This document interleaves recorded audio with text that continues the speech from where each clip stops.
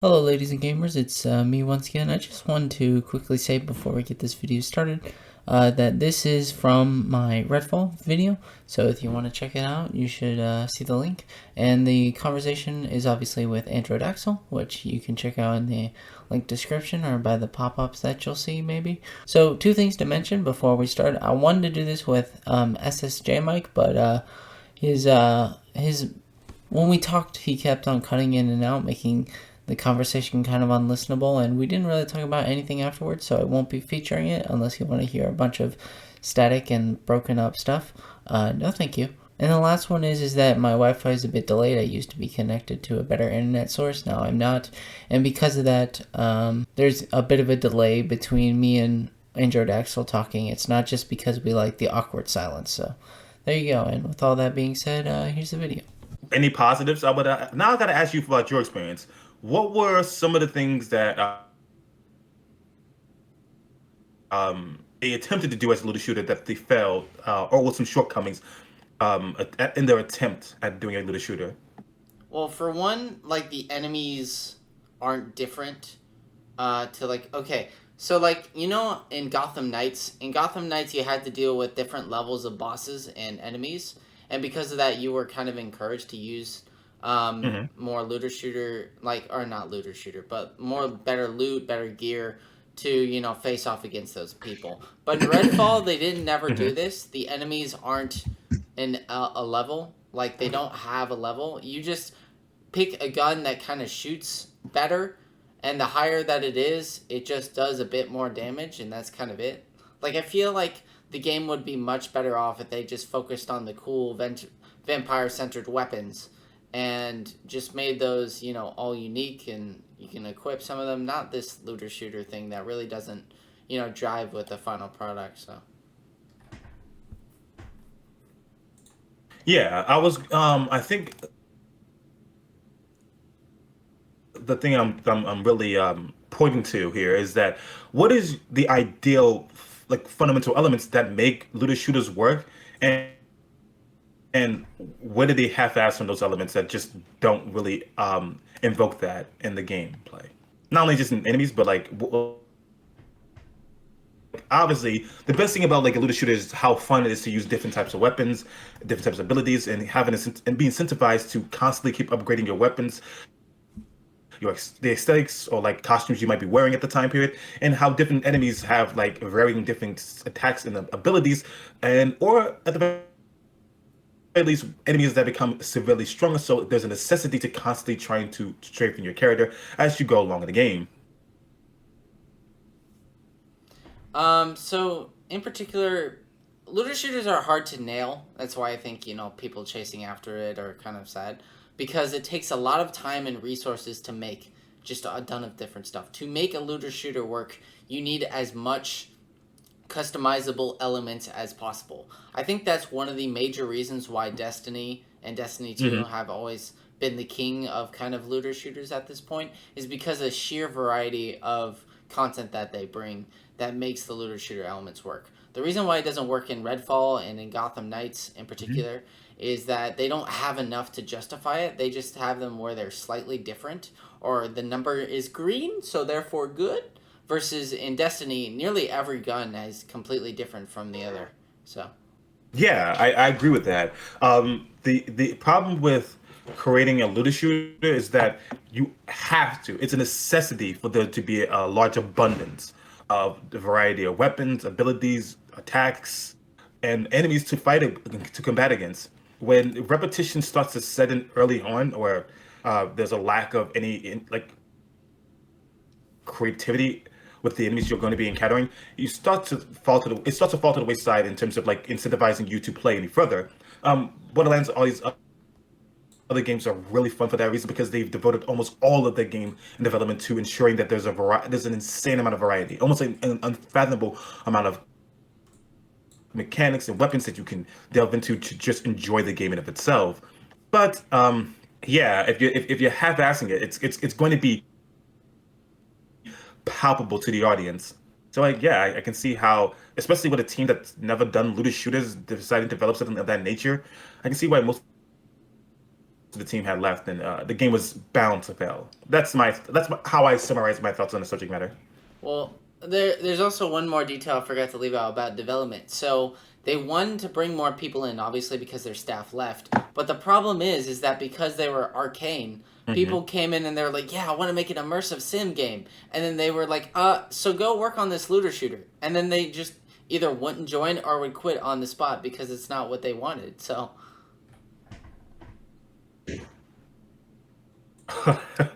They try to get people through false advertisement, like, yeah,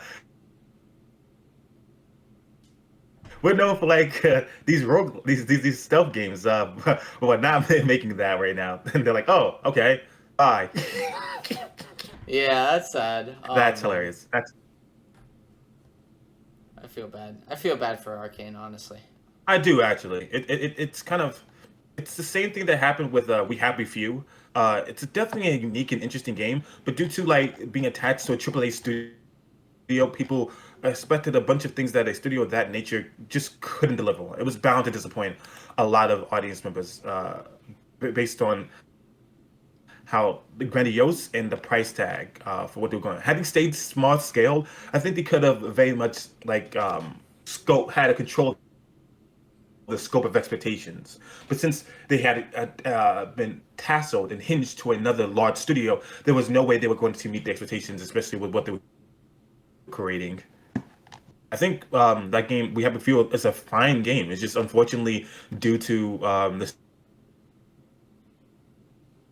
circumstances they put themselves in, it was a expectations really destroyed anybody enjoying it for what it was. Yeah. I mean, to give credit where credit's due, I mean, game development is hard. It's probably one of the hardest art forms to make, so. Absolutely. I give it up to game developers.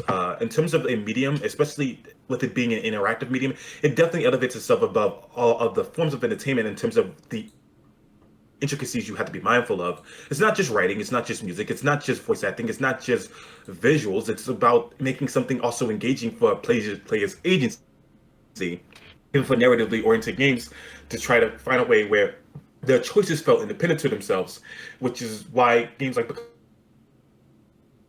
Conhuming are hard to do, since even if they do emphasize player agency, a replay where your choices ultimately didn't matter as much as you would hope they would, choice that is paramount for a game of that nature. So those games are so much more complicated than any other form of entertainment where you can just watch it and just enjoy it in that nature.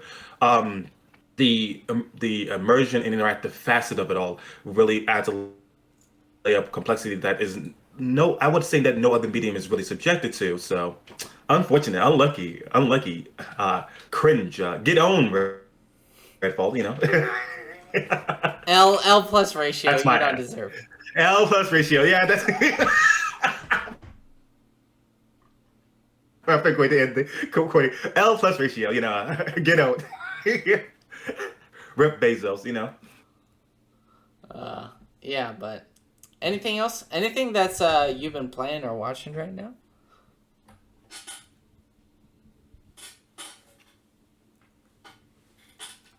Overwatch a lot.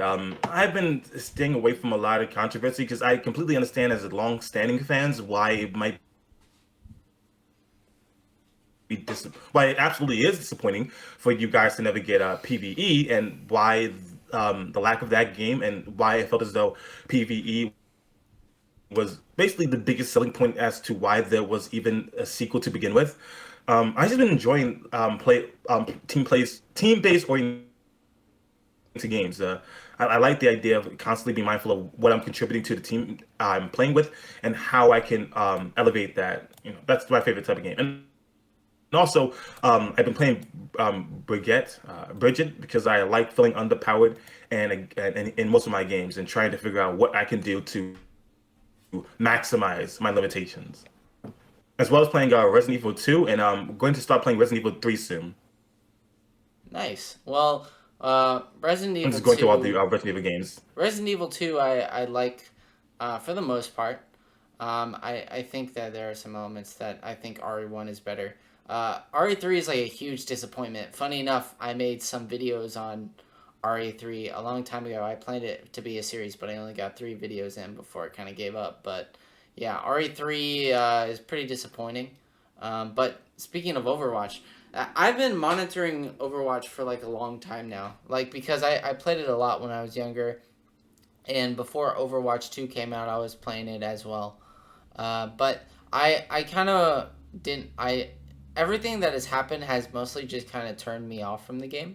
You know, like when I was trying to get into it, there was like the servers crashing and all that just on day one. There was the amount of content. There was the battle pass, and I'll be like, oh, okay, I'll wait for the PVE to come out, and then I'll start playing the game. And you know how that went. So, I mean, it's Overwatch is in a sad state. It used to be like a much bigger juggernaut than it is now. It used to be way better. I mean, I just really am sad that, you know, it came to the executives up top that said, nope, you're not going to make the PvE, you know, and, you know, the developers at Yeah. Blizzard were kind of helpless, so.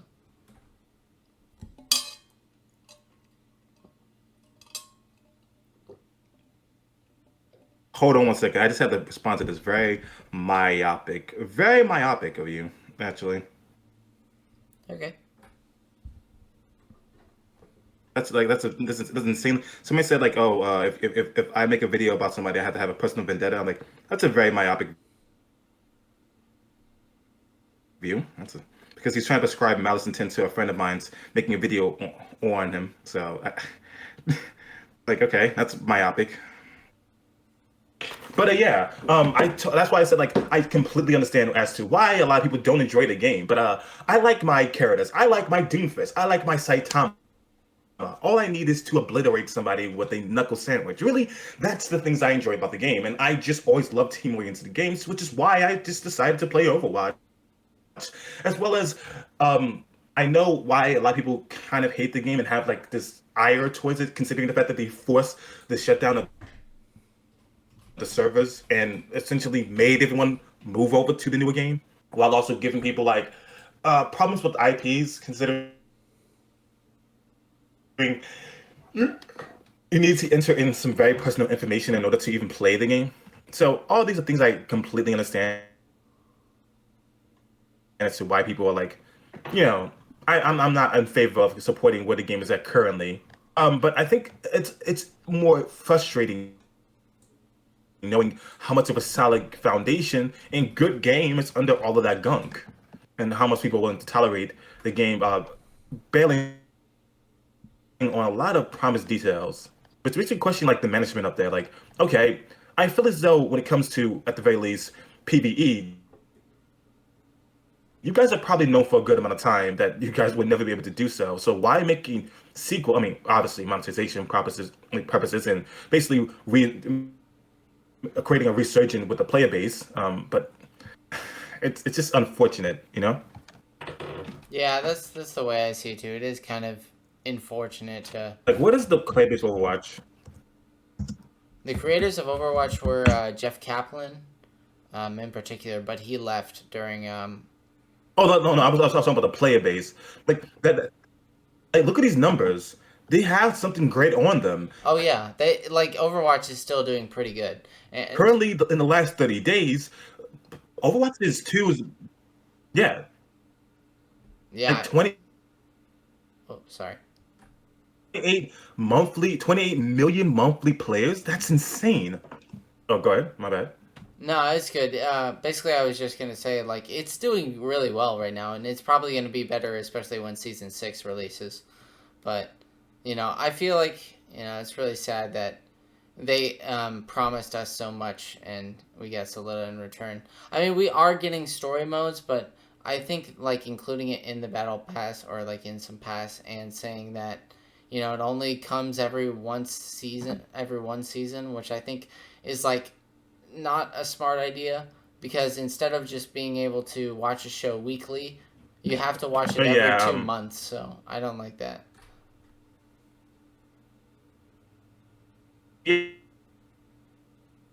Yeah, and I think it also hinders your ability to be really critical about the quality of the content. Because while Overwatch as a storyline is pretty mid to me, but I think the trickle feed effect definitely does make it less prone to ire. You know what I mean? Like if I tell you a story over like a period of a year rather than giving you the entire like the whole holistic body of it, you're probably less likely to like be like hyper critical of what you're being provided, since you're being trickled with the narrative. I think the biggest thing, it's like similar to, for me, Five Nights at Freddy's.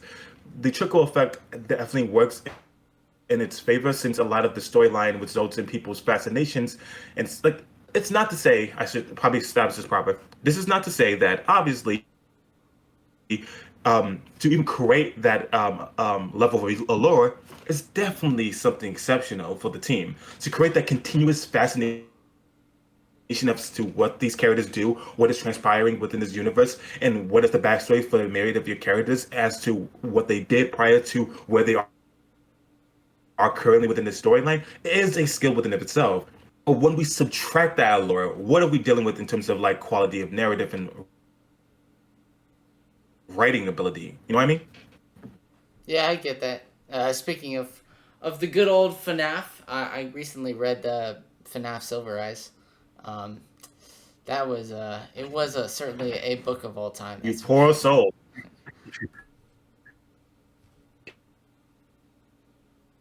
You yeah, that is a arduous task for anybody. Dude, it was 10 hours long. It was What did you think 10 of it? hours, and it wasn't even that good, man. Dude. But yeah, FNAF Silver Eyes, I plan to cover it on a That's hilarious. I plan to cover it on a second channel video, because there's a lot of issues in particular. Like here's one of the things that happens in the book, right? One of the characters literally gets flat out kidnapped by William Afton, right?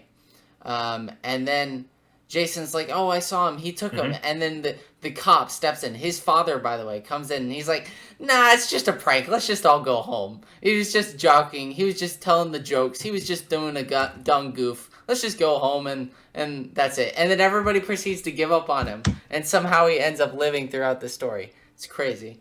But yeah. Oh, all right then. All right. Okay. But yeah. For me, the storyline of I had subjected myself to a entire. I knew myself well enough to know that I was never going to read the Silver Eyes books, but seeing the Silver Eyes books through another YouTuber who decided to basically discuss every single book within a 3-hour video, very much a respectable, arduous task. Ellis Mark decided to do it, and it did pretty exceptional. Yeah, he did do a pretty good job. That's what I think, at least. I saw some of his coverage. I will go back and rewatch. I plan to read the other two books and see if they're any good. But I mean, I do like Ellis Mark. I think Ellis Mark has some pretty good content just in general. So Yeah, yeah, a bit of a bit of a how I should say, a bit of a how what's the best way to describe this? Bit of a gooster, a bit of a goof, in terms of a content creator. Sometimes when it comes to like the intentionality of what they say about people, and even the Dak Peanut situation, I didn't really care for. But beyond that, I'm probably gonna make a video about that. But beyond all that, he's an exceptional content creator, and I really like his ability to like engage with the audience who really dislike his content. yeah, I'm aiming to really try to do video essays eventually at some point, cartoon essays. But I don't know how much you're oriented around cartoons. I know quite a few. But it would be cool to have you, like for a segment or two. Okay, good, excellent. Okay. Yeah, I would love to be a part of a segment. Just count me in. I mean, technically I owe you one since you're in one of my Redfall videos, so it's only fair. I don't mind. free labor for all. Really, really, we're living in a communist tribe here. Yeah, socialism. Yeah, baby. It's the redistribution of the wealth. Oh yeah. Um, Technically, if every content creator who's not any content creator who's not monetized, you're effectively just doing socialism. Just want to let y'all know that about yeah, yourself. we are giving. Yeah, we should get paid because we are giving them Oh, content. the thing I wanted to ask, yes, we are unironically just providing free content for the for the landscape. So, to me, geez, what was the word for it? I had this mega video I wanted to do at some point. I'm probably gonna do a follow up for the newest Spider-Verse movie, but I had to ask you, what was your thoughts on the initial movie? It was great. It was fantastic. I really enjoyed it. The only thing that I see being the problem, I did a live stream covering all the bad takes about it, but I think it was really a phenomenal. The only problem that I see is obviously the cliffhanger, but I think that after watching like a lot of Netflix shows, I've kind of come to realize that there is sort of an ending to a non-ending, if that makes any sense. Like in particular, I think the climax of the movie isn't the climax that we're built up to, but is a climax nonetheless, and that would be, escaping from all the spider people. And I think that that is the climax, and the end of the movie is just a revolution. Even though while it's, also building to another climax, there is a climax at the end of the film and a falling action. So, I mean, I understand why people may not like that, but for me, oof, Okay. it's so good, man. It was so good. So, I haven't seen the most recent movie, but I plan on seeing it this week coming up. I would like to ask you, what about the initial movie, the initial Spider-Verse movie, really made it stand out? Probably the art style. I love the way that the art style is like every single character in the Spider-Verse has like some different art style. Like Gwen has like the more dreamlike colors, Miles has the more 2D kind of comic booky inspired colors. Spider-Punk, oh my god, I love him so much. He's so hot and so great, okay? And I will die on that hill. All right. And let me see.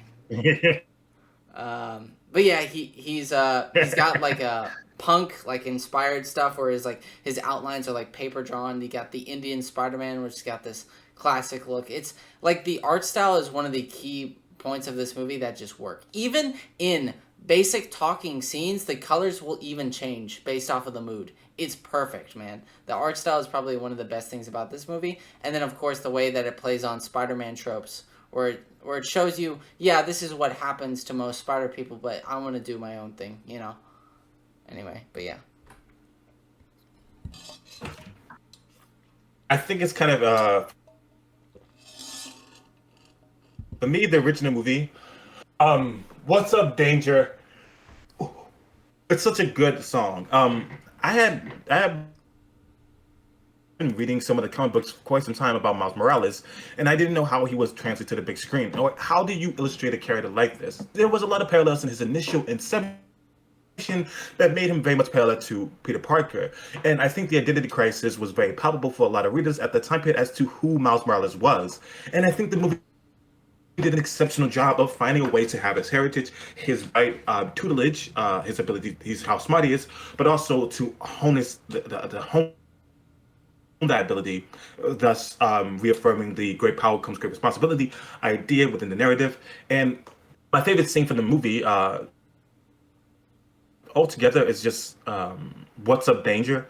How Miles is on a glass, is on a tower, and how it breaks, which is representative of how Miles is scared, and only when he's at peace can he unstick himself. So he leaps with that level of uncertainty,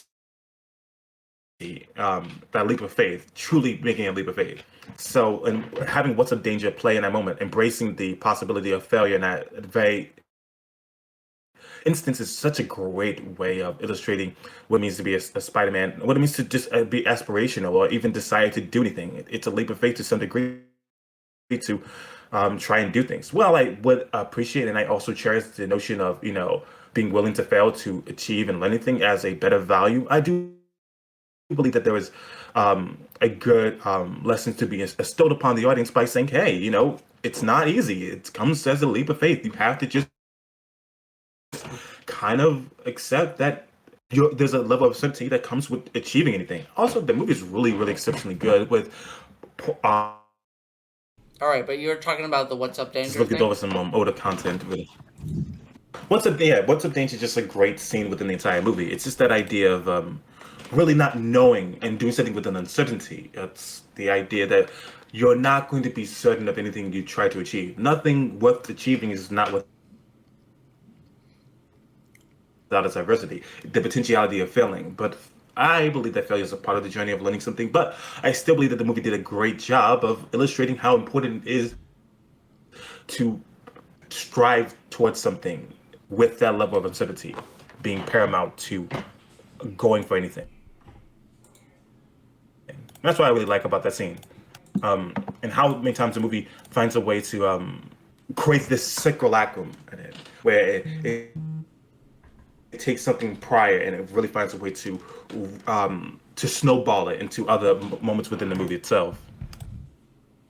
Yep. I mean this is one of the You know what I reasons mean? why I think Phil Lord and Chris Miller truly are the goats right now. From True Clone facts. Eye, Yeah. there's Clone High. They did Cloudy with a Chance of Meatballs, and of course the Lego Movie, and now they're doing the Spider-Verse stuff. And I think their Spider-Verse stuff so far is just the best work that they've done. So I agree with that. I think that they've done an excellent job of really making just it's a truly satisfying story. How everything, as a viewer, I feel as though the one thing that a lot of creators don't do well enough in terms of the movie, well, no, actually, I would say that they do such an exceptional job, exclusive, independent of any other movie, is just satisfying the longevity of Spider-Man existing as a Spider-Man fan. If you've engaged with Spider-Man material at all in any capacity, this movie's for you. It's a love letter. It's an appreciation for you as a fan. There's so many gems, so many noticeable moments, like Spider-Man dancing, the pointing meme, the Jingle Bell stuff, the how they make Peter Parker the quintessential Spider-Man, the idealistic idea of Spider-Man, and then they make a flawed individual who's still like letting his past completely control his life, and part of Peter Parker B, and even he is a great teacher and how he helps Miles. They use the spy powers that he's just casually walking up the wall. It's those little incidental elements that really amazing the movie is. I agree, and I think that's why Across the Spider-Verse is so great. Is because it does that even more so. Like it basically doubles down on all the things that make the first film great. And I'm just really excited for the next movie. Because it does leave on a bit of a cliffhanger. I think you should know that. Um, but once it reaches its conclusion, and then we can see the final movie. Dude, I can't wait, man. I can't wait, dude. Yeah, I really can't emphasize enough how I enjoyed the first, and especially like how they had noir Spider-Man, how they had such drastically and distinctive characters, while all of them being Spider-Man. And I would have to ask you, a question about the whole Miles Morales controversy that I always see arriving on the social media feeds. Is the whole Miles Morales is Miles Morales. Oh my It's god, very I hate perplexing to me that. since there were characters like Kane. There was yeah, like there were characters like Kane. There were characters like even Eddie Brock was Spider-Man for a small period of time. Like there was a lot of characters that have held the mantle before Miles Morales. I don't know why we're all like perplexed by this idea of like this one individual holding the mantle. I just think that people need to recognize that like for the longest period of time, comic books have just been that they have always like had individual or different characters hold the mantle as Spider-Man, but now people want to make it a bigger statement than it actually is to just disagree or not like there's nothing wrong with liking that iteration, but in fact, like they are Spider-Man. They are the character. I don't know what else to tell you in that moment of time. Yeah, it's funny because I saw a meme. It's like Marvel fans be like, "Oh my God, he can't be Spider Man," And then he's like, well, he is Spider-Man. Get used to it. And then on the DC side, hey, so we made like the 5th Robin. And then they're like, cool, I love him. And that's kind of it. And I thought that was Yes. It's so, yeah, exactly. It's like there's like in the DC universe, there is unironically multiple versions of Superman that exists in Earth 3, Earth 2, Earth 1. And even in the Spider-Man, I don't know if you watched I think it's ABC Family Spider-Man show, which is, to me, the quintessential Spider-Man show because it just beautifully marries the idea of living an IRL life and being a superhero and how it feels as though you're failing at both because you're trying to do the impossible by trying to live simultaneously 2 different lives. I think the show does a great job of that. But in the basically the Spider-Man meetup, there were characters that are literally not Peter Parker, that are Spider-Man, and no one makes a big deal out of it. No one goes to that one and says he's not Spider-Man. They go, okay, these are all Spider-Man from different universes and in different scenarios, and effectively so also the people who champion the notion that like it also feels perplexing that the creator and the major contributor for Spider-Man, Stan Lee, literally said anyone could be under the mask. So why not, act upon that idealism? Why not, in fact, do that with your storylines? Why not have the character be anybody? I'm sure that's what the character would have wanted creatively when it comes to the creative intentions of what it means to hold the mantle of Spider-Man, not Peter Parker. I agree. I think, especially when we're talking about comic book heroes, I think there's more, like the superhero. I think is quintessentially the mask, like or here's a better idea. It's more of a symbol, right? Different people are gonna have different symbols, but when you have a certain symbol that's like meaning for hope or for justice or for vengeance or whatever, that symbol can be for everyone, because that's more than just one person, it's a greater idea, of something. So Yeah, I think for example, Batman may be the idea of taking these negative contributions or negative circumstances and finding a way to be the fear that is instilled amongst the innocent civilians in the form of Batman. Superman might be humanity in its most idealistic form and reaching a higher version of itself in service of a greater cause. Peter Parker, not Peter Parker, Spider-Man in terms of because Peter Parker is a human who's dressed up as Spider-Man, and therefore we have to talk about what ideas the costume represents. The compulsion, that responsibility is apparent in terms of what power you do have to effectively ensure or increase the ability of better living for those around you in whatever way you can do so.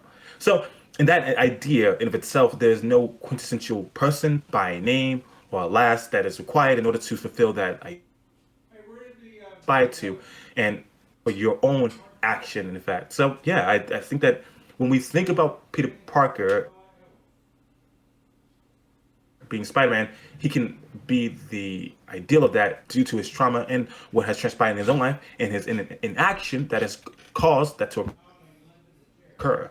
But now I have to ask a question. In terms of the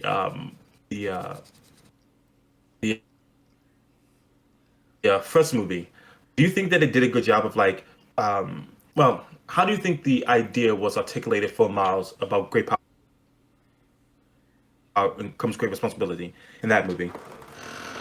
Ooh, I think that it's like, I feel like the reason why this Miles is different is solely to how you've probably seen this in the trailers already, but it's basically the idea of the movie is like, is it okay to sacrifice the whole universe just to save one person, right?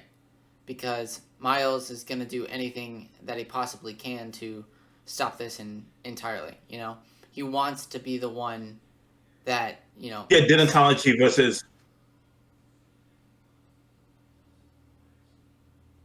Go ahead. Oh no, I was waiting on you. What are you gonna say? I was just basically saying that like it's essentially denatology versus utilitarianism. You know, Yeah, what's it more is. effective versus what does it mean to stand by more principles. Yeah, but I think that mostly applies to Batman more than it applies to Spider-Man in this case. But I still get what you mean, 100%. But yeah, I think the way you're supposed to see a Spider-Man story is like there are certain sacrifices that need to be had. You need to have a loved one die. You need to have, you know, a captain or something die. You need to have all these things in your life to somehow be Spider-Man. But Miles wants to shake that formula up and truly make the great power becomes great responsibility. It's not a line said in the movie. It was more so a line that was in particular for the first movie. But in the second movie, it's more so about what does that truly mean, right? What does it mean to save someone? You know, what does it mean to put your life on the line? What's the reason why you're Spider-Man? Yeah, that's actually and why others are Spider-Man as well. So.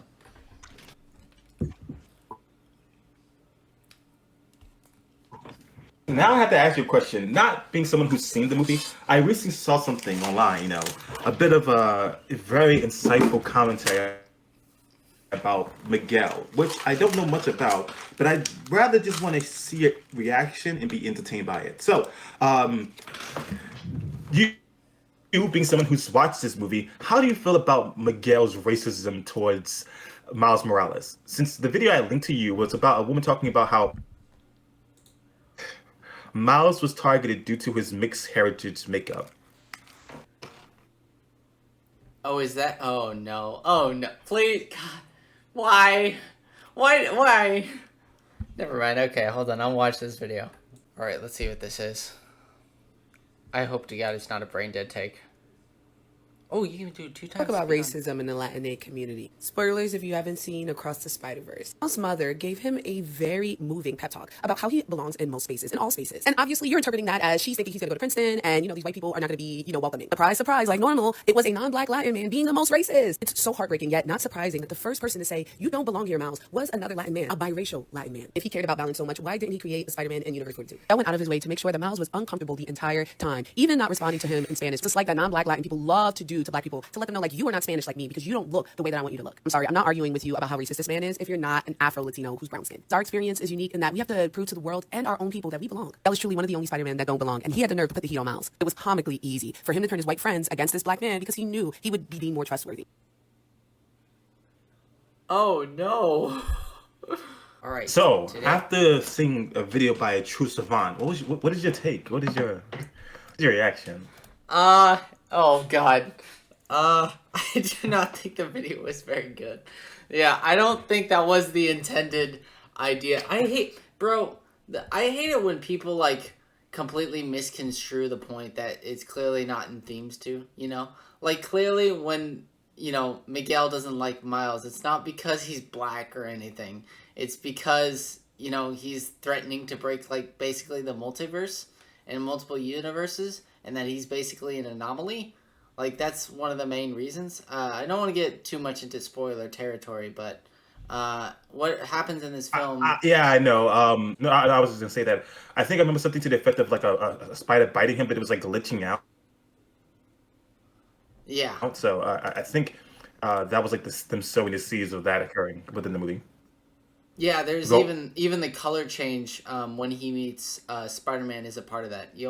Once you see the movie, you'll know what I'm talking about now. So that is, to me, that's fucking insane. I just think it's kind of funny because there's a meme going around that's like, I respect the Spider-Man in here. Does that clearly mean, no, you're black?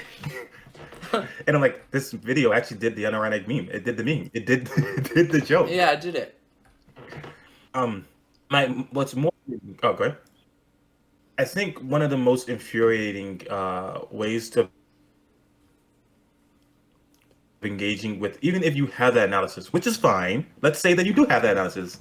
The most infuriating thing is that sometimes people will have the most unhinged analysis, and then they'll slap on, well, if you're not part of a particular group, therefore you cannot engage and your opinions dismissed outright. And that's probably the most infuriating thing, because it feels as though there's not much that substantiates what you're saying within the narrative itself, and relying on some shield of identitarianism as a way of blocking or exempting yourself from any sort of criticism. So yeah, that's always a good indication. If you're not a part of a particular group, I'm not interested or hearing your insight about why my media literacy is probably pretty abhorrent. Yeah, I agree. I don't know. It's just like I do hate that too, where they're just like, you have to be X or Y to understand this issue. And I feel like that's not the case, honestly. Like, I feel like there are many circumstances where somebody just knows more about a topic that maybe isn't on that race, but has studied a lot in that field or in that experience or something like that. I think there is like, a knowledge versus experience type of debate, going on, and that's tough to understand. Absolutely, because, yeah. yeah. But No, I don't know where I was going with this. Continue. it's certainly hard to parse out. I've had it happen to me sometimes on my social media account. Someone's like, "Quick, are you black?" I'm like, "Nah, I'm not." Like, yes, I'm black. Surprisingly enough, yes, and I am black. So, and then he gets to go, interesting. I'm like, what do you mean, interesting? Was I hoping not to be decline my opinion card going to be revoked if I had said something otherwise? It's that sort of I'm glad that I never had to like navigate that sort of landmine field as a proud, BET viewer, as a proud February 1st and only individual. I'm proud I don't have to scour through that minefield that you might be subjected to, that I don't have to deal with it. Nonetheless, it's kind of infuriating whenever somebody happens to disagree with me, or we have a back and forth and somebody immediately asks me whether or not I'm black, and like, how much of what I've said so far would have changed had that not been the case. It's kind of very alluring to a person, which means that the media analysis is very either selective, substantial, or provides all these reasonings, and it's very circumstantial in terms of how this can be applicable. Not even like it's like a sound reasoning that could be applied in every other instance. It's very circumstantial in terms of how they're applying the analysis. So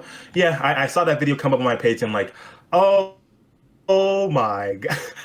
I'm pretty sure, I don't know, maybe it's just me, but I'm pretty sure Miguel didn't see character, which I was spoiled, unfortunately, with knowing at the very least that there was a universe breaking thing that was occurring as a byproduct of Miles' existence as a Spider-Man, which is fine, and I think it does play into that narrative of like, feeling as though you belong, and feeling as though, because I think Miles always feels as though he fell into this circumstances by incidental nature and was never meant to be a Spider-Man.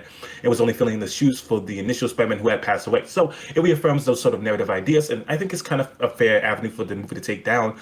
But I'm pretty sure Miguel, understanding that multiple universes might succumb to absolute annihilation if Miles isn't taken care of, he wants to think to himself, yes, racially motivated violence. Here I Yeah. I don't think that was the thought process. Yeah, I mean, I get the same feeling too. Because I am one of those queers, sadly, and sometimes people will come up to me and they'll say like I can't have a particular thought or issue on something, and then I go, oh well, I'm actually enter identity, and then they realize, oh yeah, I guess you are, and you have more of a. It's whatever. I'm so done with it at this point. Like, if somebody just wants to call me racist or homophobic, at this point, like, I was just like, you know what? Screw it, dude. You're right. Because there are going to be people in this world that kind of see you that way anyway. They're not, even if you're black, then, they might call you racist anyway. They'll just say... There'll be nothing you could say to convince them. Yeah, exactly. So, I mean, that's just how it is. It's the world that we live in. That's what happens when we live in, a world like this. But... one of these days it'll be like Star Trek. I agree with you. So, and racism will be over, and the CEO of racism will be overthrown, and it'll be great. So. And then we'll hate aliens. And then we'll just, yep. Then we'll just hate aliens. We're just switch one racism out for the other. We'll have advanced racism. Yes, sir. Yes, sir. True. I'm glad. I'm glad. Even when we debate about like, I'm glad. What's it called? I respect you immensely on that merit because even though in a conversation about whether or not it was homophobic or like at least disparaging towards gay people, the thing that they did with Dante, our argument never went into. I respect. I just, for example, our argument never went into. Well, Splinter, do you like to split words? Are you in fact gay? Because I don't think you can have it. Like I don't. I'm glad that I'm so happy that like, which is why like I respect like your contribution that we never like went for those type of point like argument points because at that point I'm like okay, at this point I feel as though we're actually getting anti-critical without thinking and when we start to like impose those sort of like rationales. I mean, you get backed into a wall, you can't explain or debate the position. You start using the I don't think I remember you saying anything about liking dick. So technically, who are you to say it's homophobic? Who are you? Oh yeah, yeah. I try not to use my identity as much as possible, not to make an argument. Because I feel like that's such a slippery slope. You know what I mean? For arguments, because at that point you're now injecting some kind of personal thing that you have onto the argument, which I feel like there's like when making arguments or debating or just anything in general that I believe in, I think that it should go without saying that while my identity may play a factor, it shouldn't be the only factor and the one that I shouldn't focus on. You know what I mean? I feel like it's much more not only satisfying to me to like have a proper argument play out, but it's also I feel like it's being fair. You know what I mean? There's something they can engage with that. There's something they can attach themselves to that they can engage with. If I say, well, technically I'm black, so this no matter what argument you provide me, there's no way you could ever like understand my experiences. I'm basically creating a bridge in which no empathy could ever arrive to. It's the intangibles. You know how some people. I don't like dealing with intangibles or unfalsifiable elements of like, the conversation. Like someone who, even I've had debates. I've had myriad debates. I've been debating since 2018, and one of the things I kind of engage with is any argument or any debate where someone is accusing me of dishonesty without being able to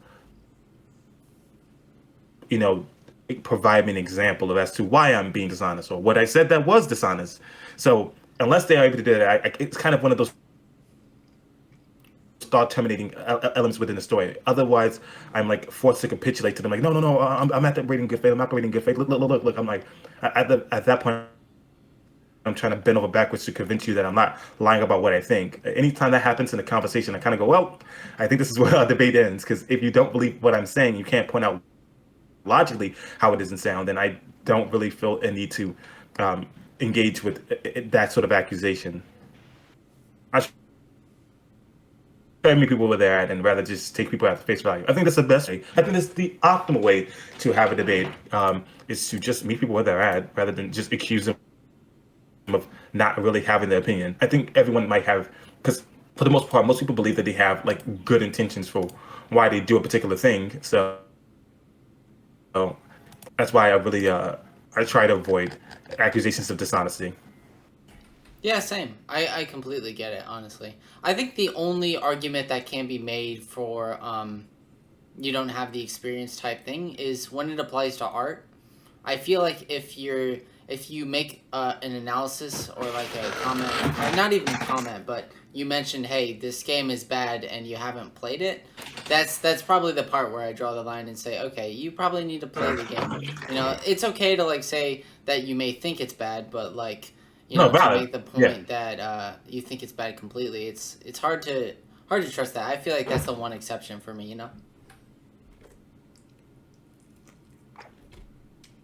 Absolutely.